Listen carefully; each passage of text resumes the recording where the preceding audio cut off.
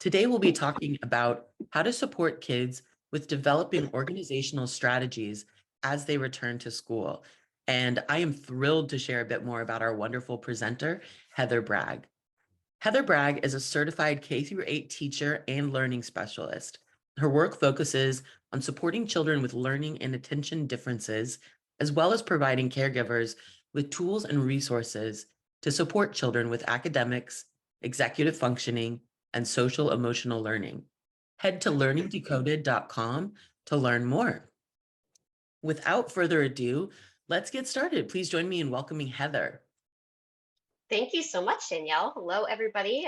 So excited to be here. I just recently started working with some nanny groups. It's funny, I actually met some folks here in the Chicago area a couple of years ago before COVID, and just happened to be talking to them. We had the same pediatrician, and our pediatrician did these really neat, kind of info sessions and stuff. And she had a great practice. She would go to clients. So, when you have a colicky baby or a sick child, sometimes going into the pediatrician's office is not the thing you want to do.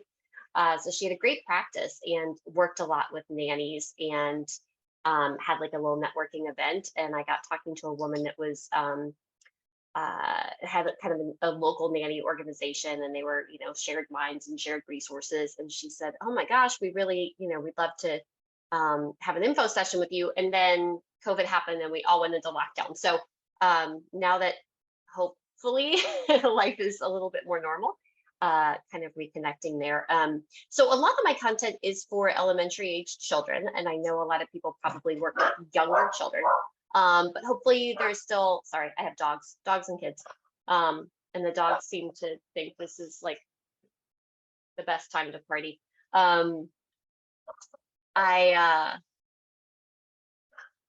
Sorry, dogs. Aaron, will you go yell at Luna to be quiet? Thank you. Yep. Okay, anyway, plugging back in, which is just as distracting. Thank you. The pros and cons of Zooming from home. So hopefully this is still pretty relevant. And I think a lot of these things, even if they're not relevant at the moment, they can be kind of tricks up your sleeve for your children as they get older. So let me share my screen. All right, participant could share at the top. Yep, that's me. All right, and here we are. Bring this to the. All right, here we go. You guys, Daniel, can you guys see my screen okay? All right, good deal. Great, so a lot of what we're going to be talking about with the organization is what we call executive functioning, which is kind of this fancy term, but it's really all about our child's ability to, and our own ability, to manage time, to plan, to prioritize, to manage materials, and all of those things that they don't necessarily fall under an academic. It's not reading per se, or writing per se, or spelling, or math. But it transcends all of those things. And it can be really tricky because those skills actually develop in kind of the front part of the brain, the frontal lobe and the prefrontal cortex. And those are really the last parts of the brain to mature. And they actually do not mature until we're in our 20s. So schools really have a lot of demands that they're putting on kids, and the kids aren't necessarily developmentally ready to keep track of their books and their iPad and keep their computer charged and all of those things. So, basically kind of the thought is that we adults are going to be their frontal lobe until their own frontal lobe is fully mature. So, and then also having insights in this and helping our kids even talk about these things, even when they're young. We all have our strengths and our challenges. So our kids can start to learn where their strengths lie and then where they might need more help. And that's something that we adults lean on too. My husband actually has ADHD, and left to his own devices would be disorganized, but he's learned over his life how to compensate. And so he has what he calls a launch pad.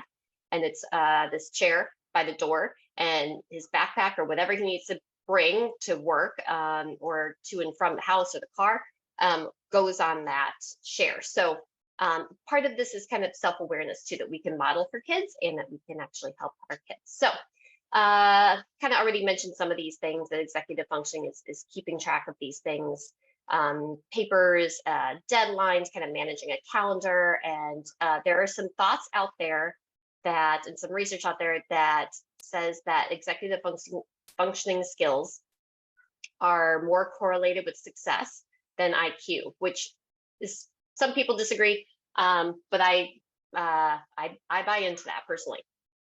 So these skills can be taught explicitly when kids are young, and then over time, they'll just become habits, like my husband and his launch pad. So the more things that are kind of automatic for our kids, as far as like where they place things, how they organize themselves, it becomes less taxing for them over time.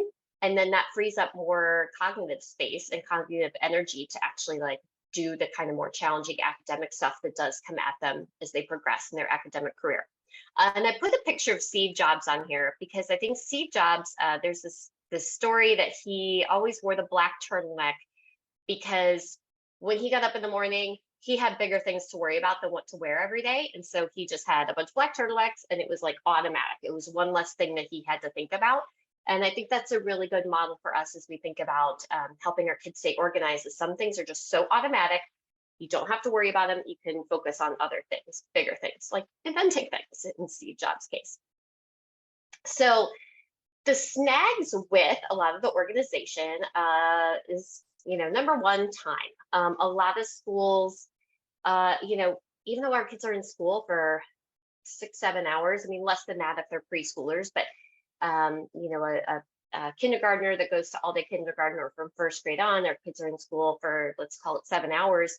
But truly, that's maybe 3 hours of academic time. There's a lot of time, I don't want to say wasted, but there's a lot of time spent transitioning in the building, out of the building, to lunch, to PE, going to their locker, at recess, things like that. So teachers, and I am a teacher, so I can relate to this. The actual time that we have them in front of us and ready to learn is really less than one would think. And so oftentimes we don't dedicate a lot of time to keeping track of papers and helping them organize their binders or their backpacks or their lockers.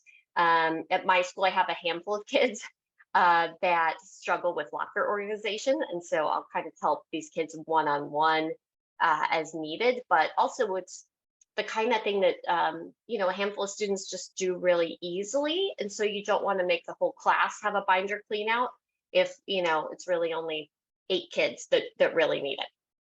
Also, there is this concept of time blindness, and I think this is very interesting. So this is when our children or ourselves, we think something will be more time consuming than it is. And I think oftentimes students, when they don't really want to clean out their backpack, and we mention cleaning out the backpack, they'll think that it is like summiting Everest and it's going to take them forever and it's going to be very hard. And it really takes, 5 or 10 minutes. A great example of this is a lot of kids, when they get papers back from their teacher, they just shove them anywhere, shove them in any folder, any backpack, anywhere in the backpack, because they think that taking the correct folder or the correct binder out and putting it where it belongs is too time consuming, and they're in a rush and they don't have time in that moment. And so I actually time kids when I have a class of kids. I time them and say, I'm going to hand the paper back to you, and I want you to shove it in your backpack anywhere. And so I time them. Of course, it happens really quick. And then I wait a day or two so that, they don't really know what I'm getting at. And then I'll say, okay, I want everyone to, you're going to take out your green folder and you're going to put this in the right side, like very explicit directions. And I time them. And, it probably takes them 5 or 10 seconds longer, but they think it takes a lot longer. So then we have a whole discussion on, you may as well put things away in the right place because it really doesn't take that much more time. So another speed bump is attention. So oftentimes getting papers back and packing up at the end of the school day is done kind of in a transition time. Kids are about to leave for the day, or they're about to go to the next class, and a lot's going on. And they're already kind of one step out the door, or their friend's already in line and they want to catch up with them. And so they're frankly just not paying attention to the task at hand. So I actually have this picture of a radar. I have two students that I printed out that picture of a radar and I put it in one of those clear plastic sleeves, and I have little Post-its, and whatever we're working on at the time, I write that on the Post-it. So it's, science or whatever, I'll put that is the only thing on the radar. And so meanwhile, they're like, well, what about this? And what are we doing at recess? It's raining. Are we inside for recess today? And I say, okay, take all those things and put them off your radar. We're only talking about science. And so with packing things up or putting things in the right area, say, okay, I know you're leaving for recess in 2 minutes, but the only thing on your radar right now is putting your laptop and the charger in your backpack so you have it. So I kind of bring that radar into play a lot. Like, this is the only thing, ideally, that's on your brain at the moment. So also cognitive miser theory is, I see it in myself all the time. It's when we're already thinking about something and then someone's asking us to do a thing and we think, I don't have enough attention, I don't have enough brain space right now, I can't be bothered with that. And so it's actually kind of a self-preservation thing. I see it in kids. When I first read about it, I was like, oh my gosh, I totally do that. When I think I've got something done or off my plate and someone says, no, that's not done right, or we need, this additional piece on there, I'll be like, I can't handle it. And it really just kind of comes out of, in that moment, a little knee-jerk reaction, a little anxiety. And I try to, calm myself down and just say, like, okay, I do have the brain space, but let me come back to that. And I think it happens with our kids too, especially in these times where they're transitioning from one space to another. Like, I can't be bothered putting that paper in the right spot. So the organizational system that I use uses these components, and I'll talk about them one by one. Oftentimes, children go to a school where they have a system, they have a particular binder, maybe they have a planner branded for the school, they have things that they want used, which is fine, which is great. The things I mentioned here are great if there's no other system in place. So I don't think that this is the one system that works. And I tell students too, for certain things about like recording their homework, like if it works for you, keep using it. You don't have to do my system. But if at any moment it stops working for you and you're missing homework or not turning things in, then I might try to bring you on board with my system. And this system that I use is actually from Rush Neurobehavioral Center. So Rush Hospital here in Chicago has a neurobehavioral center. They do a lot of diagnostic testing, and they have this great executive functioning course. You can take the course online. I took it the first time 12 years ago, live and in person, and then I just retook it last summer, of course, because it's all online now because of COVID. So it was great. Anyone can take it. You don't necessarily need to be a teacher. And then it comes with a big manual that is full of a lot of things that I will show later on that are just great. Everything makes sense. It's the kind of thing in that course that you're taking the course, you're like, oh yeah, of course, this totally makes sense. But they come up with a structure and the tips and tricks and things like that. So none of it is mind-blowing, but it tees it up for you and makes it easy. So they recommend, and now I do too, a planner, paper planner ideally, especially for the younger kids. The older kids, can start to experiment with some more digital options. And I personally like the planners that have the week. Let me actually get my own planner. They'll have a week at a glance where you have more lines and you can actually write things in more detail. And then they'll have a month. So let me,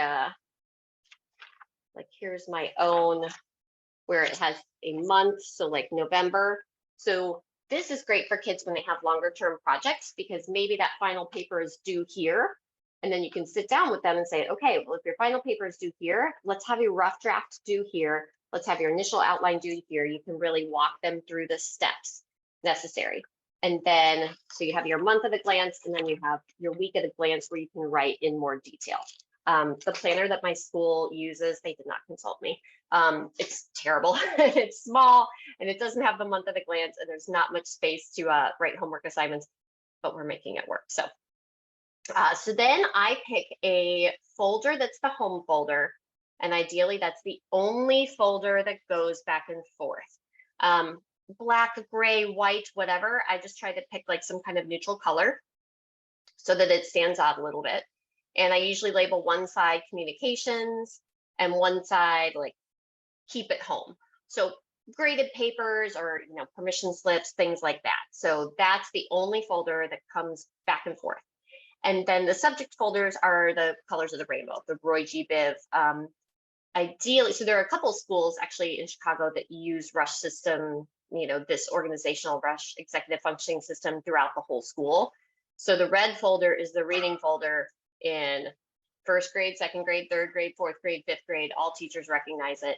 That's ideal, so that every teacher knows, like, oh, hey, check your reading folder. It's red. But ultimately, it doesn't matter what colors are assigned to what subject area. But if a whole school can get on board, that's ideal, because then even if you have a student in one class, that you don't necessarily know, or you're trying to help them with something, you kind of already have a foundation for how their stuff should be organized. And then last but not least, the pencil case. So pencils, erasers, markers, highlighters, all those good things. Long-term storage. This can be quite a thing. My oldest son, who's in college now, is a pack rat. He keeps every paper. And it's this thing where he still has boxes of papers from high school. And he would keep them all in his backpack, and it would be a total jumbled mess. And so we started getting these accordion folders, because I would say, okay, you don't have to throw them out. You think you're going to use them again? That's fine. We'll keep them, but they don't need to be in your backpack. Like, let's find a spot for them, and we'll keep them here at home. And if you need them for your finals to study or whatever. So the accordion folders, again, they tend to, I like them for that kind of rainbow color. Again, the reading or the literature class can be red, and then the orange, whatever. So they kind of match the work that's in the regular folders. Accordion folders can be tricky for people, especially younger kids. They're like, does the stuff go in the front, or does it go behind the colored tab? So this is one of those things that does require some adult guidance. And, sometimes I'm even just like, okay, I'll walk them through it, or I'll show them where things go. But I'm pretty much the one in charge of the accordion folder, so things don't get lost and put in the wrong spot. So these are great because, they don't take up a lot of room. You kind of cram a lot of papers in there and set them aside. And maybe at the end of the semester, it all gets tossed out. Or in my house, they stay. But, keeping some things, and so many of our kids deal with digital assignments now, but they still get papers, right? So it's handy to keep some things, because sometimes the teacher puts a 0 in the grade book and the student actually did the work. So it's handy for them to actually be like, oh no, I still have that paper. Miss Bragg, here it is. You gave me 10 out of 10, remember? And I'll say, oh, sorry, glad you still had it. And I'll correct it. And then also for final exams for our older kids, where their final exam will be cumulative from the whole semester. Okay, so two kind of go-to strategies, and this kind of circles back to that that time blindness, is first touch. So that is where I work with kids on the very first time you touch a paper, put it in the place where it belongs. Everything has a home. We joke around, there are no homeless papers. Everybody has a home. They have one correct home. So the first time they touch something, it goes where it's supposed to go. And actually, this can be translated to digital work too. You can have color-coded files on a desktop of a computer or a laptop or Chromebook or an iPad, whatever kids are using, that red for reading, orange for science or whatever. And the very first time they get an assignment or download something, depending on, what their school uses, they can put it where it belongs in its proper home. And then Friday 15 is every Friday, we empty that backpack completely. And by the way, with backpacks, I'm a fan of fewer pockets, fewer compartments, fewer places. Just the old school JanSport, it's like one main backpack, and maybe sometimes it has like one little front pouch. I feel like that's gold. So every Friday we empty that backpack 100%. We put any homeless papers where they belong. There's a lot of garbage that needs to be thrown out. There's candy wrappers, there's crumbled food, and it really only takes 15 minutes. I think the biggest challenge for kids with organization is not kind of the initial setup in the school year. It's just maintaining as time goes on. So kids can practice filing things in the right place. Not necessary, but they kind of think it's fun.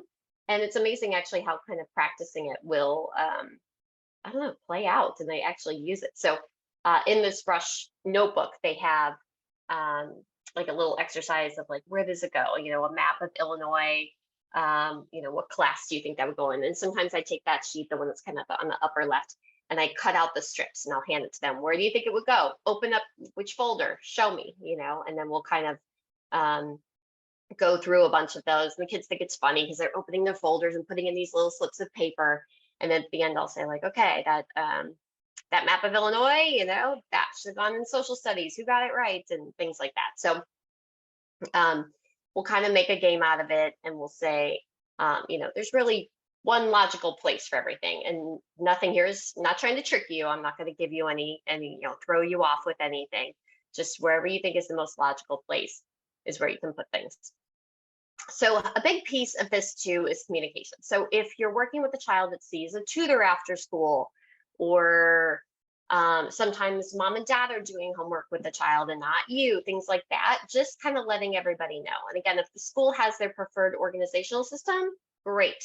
As long as everybody knows how that works. And then if it's something that you are the one that kind of organizes and facilitates, just share with everybody how the system works so that when they're working with the child, they kind of know where things are, and they also know how to prompt them to put things away in the correct place. Excuse me. So supply list, kind of going back to the slide where I showed the materials, a planner, a supply pouch, so for pencils, home folder, and subject folders. Home folder ideally has like the three brads for papers that have the 3-hole punch, and then one pocket is communications, and one pocket stays home. And then the subject folders, I usually have homework on one side and classwork on the other, or do and keep, or do and done, something like that. Oh, yes. Okay. Going left to right here. Okay. Making it visual. This I love because so many kids have a lot of activities after school and they don't know how much time or how little time they actually have for homework. So I tend to walk kids through a little chart like this. We'll say like, okay, Monday, what do you have after school? We'll say like, oh, well, some of my kids, have a 30, 40-minute commute to and from home. And then maybe once they get home, they have a little bit of time, and then they have their traveling soccer team, or they have ballet or whatever. Some of my kids stay at school because they have cross country or volleyball, and then they have their commute home. So we actually write in, what they have. And then there's another version of this that's the circular one. It's like pieces of a pie or pieces of a pizza. And I believe there are 24 of those slices. And so that's one I use for kind of older kids, middle school and high school. And we actually, label them like, okay, this is 1 a.m., 2 a.m., 3 a.m. Okay, so you're up, you're sleeping. Maybe we'll color the sleeping in, dark blue or gray or something. You're sleeping from, 10 to 6 or whatever. So color that in. Okay, from 6 to 7, you're getting up and eating breakfast or whatever. Then 7 to 7:30, you're commuting to school or whatever. And we actually color in the pie slices. And then, you're at school, maybe we color that yellow from 8 to 3 or whatever. And then we, they're sometimes amazed to see how little white is there. And the white space is often the time that they have available to do homework. So they really start to see like, oh, I can't really procrastinate. I only have a little window to do it. When it comes to doing schoolwork or homework, I'm a big fan of child gets home, let them, kind of unwind, have a snack. And then when it's time to do some work, easiest assignment first, because that helps them kind of plug back into everything. Then the hardest, because they're not hopefully taxed or exhausted yet. And then all others. And then that time blindness, I love a fun little, it doesn't have to be the Pomodoro tomato, but any kind of cute little timer. My son Aaron has one that's like a little owl, but anything that's kind of fun. So, if kids think, oh my gosh, that math homework is going to take me an hour, you bring out the cute little timer and like, okay, well, let's time it. Let's see. And it's usually not nearly as bad as they think it's going to be. And there was something else I was going to say on here. Oh, a thing about homework. So I'm of the belief, especially for the younger children, that homework, I'm not a big fan of homework, truth be told. And I find that homework can be very, very stressful for families and very stressful for kids. And if there's anybody on here who's ever had a child like crawl under the table or flop on the ground or melt down over homework, that is not at all uncommon. And I think it's getting more common. And especially young children, by the time the school day is over, they're done. And so I really think it's important for people at home, parents and caregivers, to feel empowered enough to reach out to the teacher.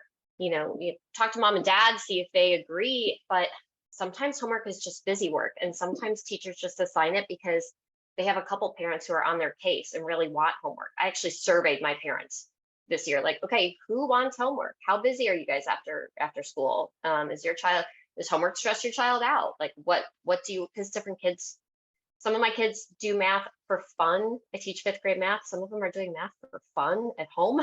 And other kids are like, nope, I play 5 sports at the end of the school day. My brain is done.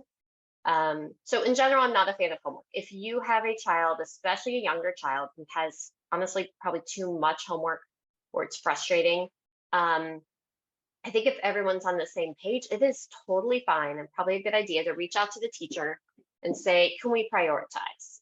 This is a child who's, exhausted at the end of the day. And, sometimes our kids hold it together, especially the younger kids. They go to school and they keep it together all day, and then they're just wiped out at the end of the day. And so I think oftentimes teachers will say, like, oh, okay, if it's hard, sure, it's not important, or um, just read with them for 10 minutes sometime in the evening. So just because a teacher sends home homework doesn't mean it's that important. And it's okay to ask teachers, like, what's really necessary here? This is a child that's struggling right now. And fast forward 3 months, 6 months, child's kind of mental stamina might be totally different. But don't be afraid to speak up, because I think homework causes a lot of unnecessary stress for kids and for families.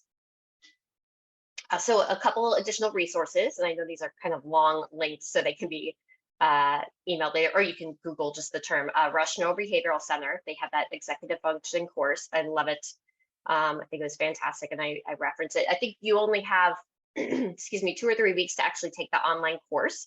But then you have the PDF of the whole notebook, and everything's in there. So you have all the resources, like those kind of scheduled graphic organizers, things like that. And then there's several great podcasts, but I'm a fan of Smart But Scattered. It is 2 educational therapists, which it's a bit of a niche profession. It's related to teaching, but yet different. It's big on the coast, so West Coast and East Coast. A lot of California schools actually have degree programs for educational therapists. Then here where I am in the Midwest, they're much more rare. But this podcast is led by 2 women in California who are educational therapists, and they just have some really great, they help kids with homework and academics, and they just have some great tools on their podcasts. And that kind of wraps it up for me and my slides. Amazing. Oh my goodness. Heather, thank you so much. Anytime. I know my son actually goes to a school now where there is no homework. It has changed our home life incredibly. So, and as a teacher, I feel like it's sacrilegious for me to say that I don't like homework, but I don't think, I think it has a time and a place, but I think it's overused for sure. It's so incredible to hear your perspective. And I wanted to give some space for a little Q&A. So if anybody that is kind of in the webinar live right now, feel free to throw some questions in the chat. To start out, though, I would love to know, Heather, what could we do when we are working with a child who is maybe a little bit resistant to the help that we're trying to offer? Yeah, and that's very common. We joke around saying, like, the homework struggle is real and the help struggle is real.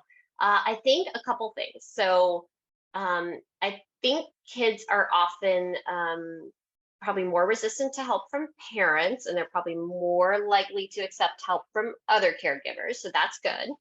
Uh, and I think a lot of it is timing. Timing is crucial. So sometimes right after school, not the best time to jump into that backpack clean out or, homework help, things like that. And I ask the kids, I ask them like, okay, look, here's the deal. We got to get this done. When should we do it? What makes it easier for you? And sometimes just having that voice, and, oftentimes especially our younger kids, they may not necessarily have that kind of self-reflection, but they often have opinions. It surprises me how often, even young kids are pretty insightful and have strong opinions and will say like after snack or whatever. Um, and then there's this other tool. This is called, I think, Amy McCready is the woman that I got this from. She has a resource called Positive Parenting Solutions, and she calls it Mind, Body, and Soul time. I just call it quality time. It is where you try to spend at least 20 minutes, ideally twice a day, with the child doing whatever they want to do. So say, hey, I've got this 20 minutes, or 30 minutes or whatever. What do you want to do? What do you want to play? And you just jump in and join them. It can be boring. They might want to play any one of a dozen things. And, young children often play things where they're kind of making up the rules as they go, or maybe the rules are a little lopsided and you're at a disadvantage and they're at an advantage. But that's okay. You don't question, you don't criticize, you just jump in and play with them, and they love it. And I find that when we do this with kids, they're so much more likely to follow our requests. It's like putting a deposit in the bank, and then when you go to make a withdrawal and ask them to do something that they might not want to do, they're so much more likely to do it just because we've kind of connected with them and invested some time in doing what they want to do. So That's that's great. probably, as a parent, one of the best little nuggets I've ever had, is that mind, body, and soul or quality time. I love that. And I think that's something that is reflected in adult relationships as well, So I think it's so helpful to think about the way that we are impacting children and the goal of, raising them to be kind, compassionate adults. And I think kind of laying the groundwork for that exchange of energy and information, and knowing that before you ask something of somebody, you really do want to invest in them and get to know them, and offer a little bit of time and presence to them. And it's also a really cool way to be a little bit more formalized about the connection time, knowing that everybody's schedules are so busy, and with, multiple different work obligations and school and extracurricular activities. If we're really able to prioritize that connection time, that really quality time, then I think it makes it so much easier than when we really need to make a request of focused attention to complete homework, because they're feeling really seen and really appreciated and understood. So it's great for children, but I also think it's great to show them in preparation for adult relationships. Yeah, what it means to be present. You use the word presence, and I'm like, oh, that's perfect. That word right there sums it up. Yeah. The one question here that I've got for you, how often we're talking about homework and even maybe just organizational skills with the child at home, how often should we be checking up on the kids to make sure that they are doing what they need to do? Yeah, great question. I think I'm a fan of starting out the school year with fairly frequent checks, and asking the child every day, like, hey, anything that mom and dad need to sign, any permission slips, anything that, any homework, things like that. And then, kind of following, if it's a child that tends to say no, no, no, no, and then you hear from school that, you know, the permission slip didn't make it back signed or things like that. Once you start to see maybe that their system or their own monitoring might not be perfect yet, then I would kind of formalize it and make it maybe every other day, or maybe every day if it's a child that does have homework and the homework's not getting turned in. Um, yeah, then maybe every day. And if the weeks go by and it's a child that's kind of getting their stuff turned in, and this is how I talk to my middle schoolers, like, I am out of your business if you're handling your business. And then if I start to hear that some things are missing, then I'm gonna be helping you out a little bit. But the minute you don't need me anymore, I'm not gonna be, asking you to empty out your backpack and show me things. So yeah, I think, several times a week to start off with, and then it's one of those things you kind of adjust. And sometimes they'll be on a good trajectory for a while, and then they'll take a step back, and then they'll be on a good trajectory and take a step back. So I I wish mean, I had a nice, clean, simple answer, but unfortunately, it's a moving target. yeah, humans are complex and there's a lot of nuance to the way that we learn new skills and the time that it takes to really kind of absorb those new ways of working and walking through the world. Yeah. And I think there's something to be said too for when we connect with parents, then sometimes we will communicate that with the child. Like, oh, mom said that your permission slip was due. When they know that the adults in their lives are all in touch, and that matters to kids. They like that. And so some of my students at school, I have a couple friends that are a little disorganized. And so I'm the one that checks in with them before they leave at the end of the day to make sure they have what they need. And I'll say, Samson said that you need your Island of the Blue Dolphins book. And so I think they like that. They know that the people in their lives are communicating and talking about them, in a good way to support them. So I think that it is powerful for kids to be like, oh, I got a couple people looking out for me, and they talk. They think I'm important enough to join, join forces to help me. They Yeah. wouldn't be able to articulate that, but I think they still feel it. Well, I absolutely agree with you. I think there's such a large amount of comfort and security and then bravery that results from feeling like the people around you are in alignment about how to support you. We are kind of wrapping up the Q&A, but I just wanted to thank you again, Heather. This was so incredibly informative, and I just feel like each of us learned so many different things about how we can really support the young people in our life as they return to school and as they work on some of their executive functioning. And I just want to thank you so much for taking the time to share your knowledge with us. And I also want to kind of let folks know that if you're interested in learning more about the amazing work that Heather's doing, please do head to her website at learningdecoded.com. So thank you And I so am much. always happy to answer questions. If anyone has, if days from now you think of like, oh, I should have asked that, or I'm facing this problem, there's a contact form there, and my email is on the website too. And feel free to shoot any questions. That is so generous. Thank you so much, Heather. It has been such a Thank joy. you. I so appreciate you. All Thank you right. guys. So at this point, we are going to kind of switch gears a little bit. Um, we have some cool announcements to make. So as you all know, this week is International Nanny Recognition Week. And I can just say candidly, it is my favorite week because working with a lot of nannies and newborn care specialists and private educators, it is such an honor to see the amazing impact of the work that you all do day in and day out. And I really want to make sure that in general, we are all really aware of that work and really trying to think of ways to recognize and celebrate that work. But this formal sort of international week is a really cool opportunity for us as an agency to celebrate nannies. And so we have been doing daily giveaways on our Instagram page. And several of the giveaways are actually still accepting entries throughout the weekend. But the cash prize giveaway ended at 10 a.m. Pacific Standard Time today. And I am so excited to share the winners who have been selected at random from a group of over 700 entries. So on behalf of Adventure Nannies, I'm delighted to share that the following people have won $250 each for educational development or self-care. So the winners are at the Blissful Nanny and at the Fantastic Professional Nanny. These are folks that were tagged in that giveaway, and we will be sending a DM through Instagram to each of the winners to gather their information so that we can distribute these gifts through PayPal. And I just want to thank everybody for participating in our giveaways in celebration of nannies and the incredible work that you do.